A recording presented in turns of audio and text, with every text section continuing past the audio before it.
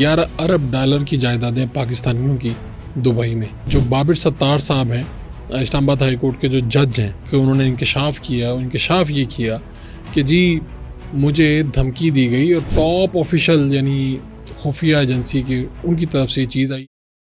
बिस्मिल्लाहिर्रहमानिर्रहीम, मेरा नाम फ़रूक वड़ाइच और आप मेरा फेसबुक और यूट्यूब चैनल देख रहे हैं। आज के व्लॉग में सबसे पहले प्रॉपर्टी लीक्स, $11 अरब की जायदादें पाकिस्तानियों की दुबई में। ये कौन लोग हैं? यानी सियासतदान, साइंसदान, आईजी और फौजी सभी इसमें हैं।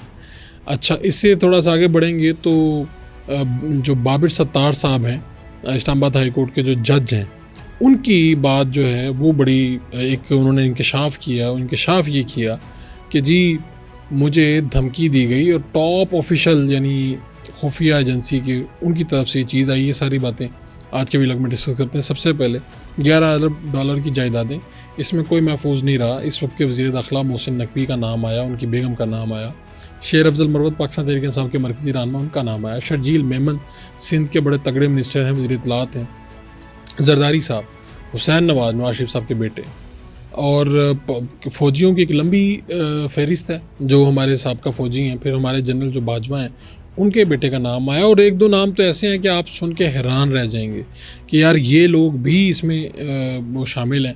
फैसल वाडा साहब ने इस हवाले से बात की थी और बताया था कि ये होने जा रहा है, लेकिन फिर ये हो गया। और इसमें 58 कंट्रीज़ के 76 लोग थे, आउटलेट्स थी जिन्होंने ये सारी इन्वेस्टिगेट किया और फिर ये सारा डाटा निकाला। और कुछ मैं आपके सामने रख दूंगा, कुछ बातें फिर मैं इसके आगे चल के करूंगा। ये इन्फॉर्मेशन जो नंबर्स के ऊपर मबनी है वो मैं आपके सामने अभी रख देता हूँ। इसमें फैसल वाडा, फराग होगी, शेर अफजल मरवत और 4 अरकान कौमी असम्बली सिंध बलोचिस्तान असम्बलियों के निस्फ दर्जन अरकान, पाकिस्तानी फेस में जनरल मुशर्रफ, साबिक़ वज़ीर आज़म शौकत अज़ीज़, 1 दर्जन से ज़ायद रिटायर्ड जर्नैल, पुलिस के सरबराह, एक सफ़ीर, एक साइंसदान भी शामिल हैं। सबसे पहले सदर पाकिस्तान 2014 में सदर आसिफ जरदारी ने गैर मुल्की इमलाक के एक तोहफे के तौर पे हासिल की। 18 में से ज़ाहिर तो किया, लेकिन वो इस वक्त तक किसी और को तोहफे में दे चुके थे। 2014 में ही जरदारी के साथ जाली खातों के एक इल्ज़ाम में शरीक मुलजिम एक बड़े ताजिर अब्दुल गनी मजीद ने अपनी दौलत की दस्तावेज़ात में बताया कि उन्होंने 32 करोड़ 90 लाख की एक जायदाद तोहफे में दी है, लेकिन उन्होंने ना तो जायदाद की नोयत बताई, ना ही ये बताया कि तोहफ़ा हासिल करने वाला कौन है। अच्छा, इससे भी आगे चलें तो एक चीज़ ये है कि वो बड़ी दिलचस्प है जो मैं आपके सामने रखना चाह रहा था कि एक ख़ानदान है, 2015 में एक विला 9 करोड़ 60 लाख पाकिस्तानी रुपए में ख़रीदते हैं। उनको सवालनामा भिजवाया जाता है क्योंकि वो जवाब ही नहीं देते। एक अल्ताफ़ ख़ानदानी नेटवर्क है जिस पर अमेरिका ने मनी लॉन्ड्रिंग मुलव्वस होने की वजह से पाबंदी आयद कर रखी। बड़ा नाम ख़ानदानी, अगर आप सर्च करें आपके सामने आ जाएगा। उनका नाम भी इस फहरिस्त के ज़रिए उभर कर सामने आया। इनका बेटा, भाई, बेटी, भतीजा दुबई में कई इमलाक के मालिक निकले। उनमें से 3 तो पाबंदियों का शिकार हैं और एक और करैक्टर था रावलपिंडी का फिजिशियन। इसके ऊपर अमेरिका ने पाबंदी लगाई थी। पाबंदी क्यों लगाई थी? पाकिस्तानी जो मज़दूर हैं उनके गुर्दे निकाल के ये बेचा करते थे और फिर उन्हें अपने तहवील में रखा था। फिर गुर्दे निकालने की वजह से पाबंदी लगी। वो भी कई इमलाक के हैं, मालिक हैं। आगे मोहसिन नकवी साहब हैं, वज़ीर दाखिला हैं। उनके हवाले से जो बात आई वो ये कि रवां वर्ष मार्च में वो सेनेटर मुंतखब हुए हैं, लेकिन अपने कागजाती नामजदगी में उन्होंने कोई इस तरह की चीज़ नहीं की। प्रॉपर्टी लीक्स के डाटा के मुताबिक नकवी की बीवी का 5 ख्वाबगाहों पर एक पुरतायुश जनाब वो विला टाइप वो था, 2023 तक मौजूद था। इस विला से 4 करोड़ 50 लाख का किराया भी हासिल किया। ये विला अप्रैल 2023 तक इनकी मलकियत में रहा, जिसे अगस्त 2017 में 32 करोड़ 90 लाख में ख़रीदा था। रिकॉर्ड के मुताबिक 34 करोड़ 40 लाख में अप्रैल 2023 में बेच दिया था। इसके वाले से उन्होंने वजाहत भी दी है। उन्होंने कहा कि अच्छा, एक वजाहत उन्होंने दी है कि एक नई जायदाद उन्होंने दुबई में ख़रीदी थी जब वो अबूरी वज़ीर आला पंजाब थे, और एक सवाल के जवाब में उन्होंने कहा कि तमाम चीज़ें टैक्स डिक्लेयर सब कुछ उन्होंने अपनी जायदाद का वो करते रहे हैं। ट्वीट भी किया फिर उन्होंने कहा कि ये 2017 में मेरी बीवी के नाम पर था और टैक्स रिटर्न भी मौजूद है, और सारी बातें उन्होंने बता दी। जनरल आर्मी चीफ जो जनरल कमर बाजवा हैं, उनके बेटे।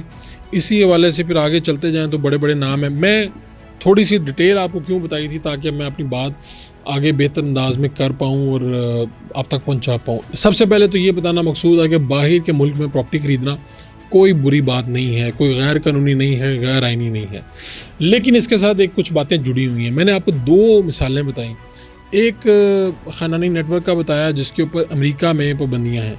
इसी तरह मैं आपको एक नाम बताता हूँ, मैं हैरान हूँ वैसे, मलिक रियाज साहब का नाम या उनके किसी रिश्तेदार का नाम मैंने इसमें नहीं देखा। लेकिन जो लोग दुबई वगैरह में जाते आते हैं वो बखूबी वाकिफ़ हैं। हो सकता है कि उनके अपने नाम पे या उनके बच्चों के नाम पे कोई चीज़ ना हो वहाँ पे।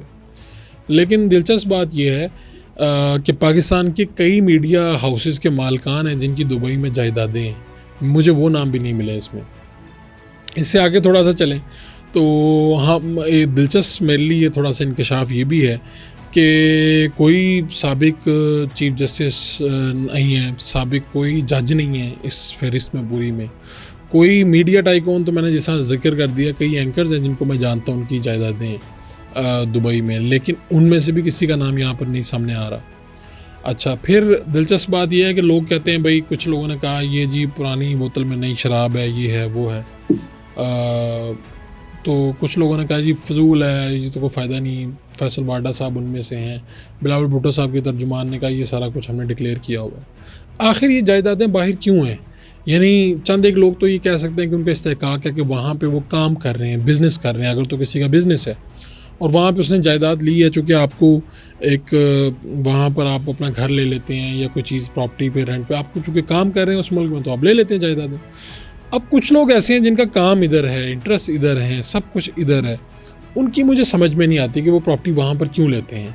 एक रीज़न तो ये हो सकती है कि पाकिस्तान में प्रॉपर्टी, अब मुझे कई दोस्तों ने मशवरा दिया कि यार अगर आपके पास पैसे हों तो आप इन्वेस्टमेंट बाहर के मुल्क में करें। क्यों? यहाँ पे पाकिस्तान की जो करेंसी है वो डीवैल्यू हो रही है। लेकिन ये इससे पहले एक बात इमरान खान को अप्रिशिएट करना चाहिए इस सारे वाले से, कि वो ये कहता था, मैंने ट्वीट भी देखा कि भाई मैं उस दिन खुदकुशी कर लूँगा जिस दिन मेरी कोई जायदाद बाहर निकले, सारी जायदाद जो भी है यहाँ पे है। अब ये ज़्यादातर लोग जिन पे एतराज़ आता है, ये करते तो पाकिस्तान के लिए काम है। मैं इसी तरह नेशनलिटी से इसको जोड़ता हूँ, सबका हक है, मेरी भी ख्वाहिश होगी नेशनलिटी लेने की, आपकी भी होगी। लेकिन सवाल ये है कि अगर आप यहाँ पर जज हैं, सवाल ये है कि अगर आप यहाँ पे वज़ीर हैं, सवाल ये है कि अगर आप यहाँ पे ब्यूरोक्रेट हैं, तो फिर अगर आपका इंटरेस्ट बाहर है, आपकी नेशनलिटी बाहर की, आपके बच्चे बाहर पढ़ रहे हैं, प्रॉपर्टीज़ बाहर हैं, तो फिर आप पाकिस्तान को किस जज्बे के तहत सर्व करेंगे? या तो आप बहुत ईमानदार हो और एक नेक्स्ट लेवल हो तो फिर आप करेंगे सर्व, अदरवाइज़ तो आप यहाँ पे करप्शन करेंगे, पाकिस्तान का कोई बड़ा गर्क हो रहा होगा उसमें भी आप अपना किरदार अदा करेंगे। वो लोग जिन्होंने ये तय कर लिया कि वो उनके बच्चे मुल्क से बाहर रहेंगे, जब उनका दिल करेगा वो यहाँ से फ्लाई करके चले जाएंगे, तो वो इस मुल्क का एहसास कैसे करेंगे? ये सबसे बड़ा सवाल है। अब होना तो ये चाहिए, आइडियल सिचुएशन तो ये है कि पाकिस्तान के जो हुक्मरान हैं वो ये कहेंगे भाई अगर हमने पहले कभी बनाई भी थी तो आज पाकिस्तान को ज़रूरत है, ये प्रॉपर्टीज़ आप डॉलर्स में बेच के वापस पाकिस्तान ले आएँ। लेकिन ये मैं बहुत आगे जाके स्टैंडर्ड सेट कर रहा हूँ, ऐसा शायद मुमकिन ना हो फौरी तौर पे, लेकिन हुबुल वतनी का अगर तकाज़ा देखना है आपने, तो ये तकाज़ा बेस्ट है कि आप बाहर जो आपकी प्रॉपर्टीज़ हैं वो डॉलर लाएँ पाकिस्तान में। 11 अरब डॉलर है, ये कोई छोटी अमाउंट नहीं है। और ये नहीं कि ये सिर्फ पाकिस्तान के लोग हैं, भारतीय नंबर 1 हैं और मुल्कों के लोग हैं जो ये कर रहे हैं। अच्छा, दूसरा पहलू वो ये है कि जैसा ये गुर्दे निकालने वाला डॉक्टर था, फिजिशियन था पिंडी का, इस पर पाबंदी लगी हुई थी। ये बंदा क्या कर रहा है कि यानी यहाँ पे वो इंसानियत के साथ जो वो कर सकता है वो कर रहा है। यहाँ पे वो मज़दूरों से उनको पैसे दे के जैसे भी है उनके गुर्दे, उनकी जान, उनकी ज़िंदगी ले रहा है और अपनी प्रॉपर्टी कहाँ बना रहा है? दुबई में, ताकि जब भी कोई प्रॉब्लम हो वो यहाँ से खिसक जाए, कोई पाकिस्तान का कानून उसका पीछा ना कर सके, कोई मामला ना हो सके और वो वहाँ से आराम से याशी करें। हमारे जो बड़े बड़े साबिक़ा जर्नैल हैं, जो बड़े बड़े हमारे सियासतदान रहे हैं, अगर आप कभी उनके विलास देखें वहाँ पे जाकर दुबई में, तो आप हैरान हो जाएंगे, आपकी आंखें फटी की फटी रह जाएंगी, यार ये लोग कैसे वहाँ पे काम करते हैं। और अब यहाँ पे आके अब अगर कई अफसरान हैं मैं जिनके बारे में जानता हूँ जिनकी जायदादें बाहर हैं, वो जायदादें कैसे बनी? अगर आप उनके रिकॉर्ड निकाल के देखें तो 18वें 19वें 20वें ग्रेड के अफसर रहे हैं, लेकिन अगर आप उनकी जायदाद देखें तो समझ से बालातर है। अमेरिका में मुझे एक बड़े ही वहाँ के प्रोमिनेंट बिजनेसमैन ने ये बात बताई, यहाँ से उन्हें हाजिर सर्विस एक जर्नैल साहब ने फ़ोन किया, उन्होंने कहा कि मेरा बेटा आ रहा है, और जिस यूनिवर्सिटी में उसके बेटे ने दाखिला लिया था उन्होंने बताया बिजनेसमैन ने कि मेरी बेटी भी वहाँ पढ़ती है, उसकी जो साल की फ़ीस ही है वो 5-7 करोड़ के बराबर है। मुझे ये समझ नहीं आती। उस बिज़नेसमैन ने ये कहा कि जो जर्नल साहब हैं इनकी तनख्वाह 5 लाख होगी, 6 लाख होगी, 7 लाख होगी, इसमें इनके दीगर बच्चे भी हैं, इस बच्चे की 7 करोड़ 8 करोड़ वो किस तरह से पे करेंगे फ़ीस?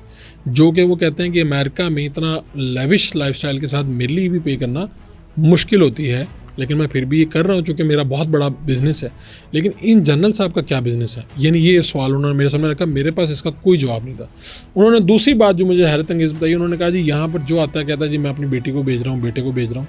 वो जो कि बहुत बड़े बिजनेसमैन थे, तो उन्होंने कहा जी बड़े बड़े अफसर्स और सियासतदान ये काम करते हैं, और हमारे पास वो कहते हैं जी आपका भतीजा या भतीजी आ रहे हैं।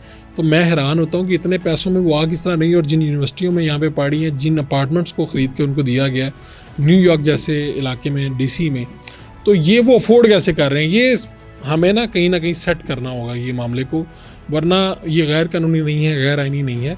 लेकिन आपको अगर मुल्क का आपने सोचना है तो इसके हवाले से कोई कानून साजी करनी चाहिए। अगर कोई बंदा यहाँ पे सर्विस कर रहा है, यहाँ पे सर्व कर रहा है, तो उसकी जायदाद, उसकी प्रॉपर्टी यहाँ पर होनी चाहिए, ना कि उसकी जायदाद इंटरेस्ट बाहर हो, सर्व यहाँ पे कर रहा हो तो यहाँ पे तबाही फेरेगा ना। थोड़ा सा आगे बढ़ते हैं। बाबर सत्तार साहब जो हैं वो इन दोनों ख़बरों में एक ख़त उन्होंने लिखा, उसमें ये बताया, किस्सा मुख्तसर ये, उन्होंने ये कहा कि जी मुझे टॉप ऑफिशियल की जानिब से यानी एक मैसेज दिया गया पीछे हट, जो ऑडियो लीक्स का मामला, आपको ये पता ही होगा कि ऑडियो लीक्स का मामला क्या था। एक ज़माने में बहुत ज़्यादा आना शुरू हो गई थी, लोगों ने उंगलियां उठाई थी कि ये तो चंद इदारे हैं जिनके पास ये होती हैं। तो ये उन्होंने ये ख़त लिख दिया अटारनी जनरल को, वज़ीर इत्तलात को, वज़ीर कानून को, इन सबको मीडिया पे आना पड़ा, बातें करनी पड़ी। लेकिन बात इतनी सादा नहीं है जितनी नज़र आ रही है। बहुत से लोगों ने एतराज़ किया कि ये प्रोपेगेंडा है, ये है, वो है। उन लोगों को भी नोटिस जारी किए गए हैं एजेंसी समेत, पैमरा को, कि जी बाबर सत्तार साहब के ख़िलाफ़ एक मुहिम चली पूरी, और ये पूरी एक कैंपेन थी। इसमें अब कुछ लोग, अगर आप कुछ सहाफ़ियों को देखें, कुछ लोगों को देखें, तो आपको अंदाज़ा होगा कि ये वाकई किसी कैंपेन, शायद कैंपेन ही, मुनज़्ज़म कैंपेन लगती है। बाबर सत्तार साहब जो हैं वो पीछे हटने के मूड में नहीं हैं। बाबर सत्तार साहब बड़े इंटेलेक्चुअल आदमी हैं, और इमरान खान की भी इनकी मुखालफत करते थे, तब नवाज शरीफ साहब इनके हक़ में थे।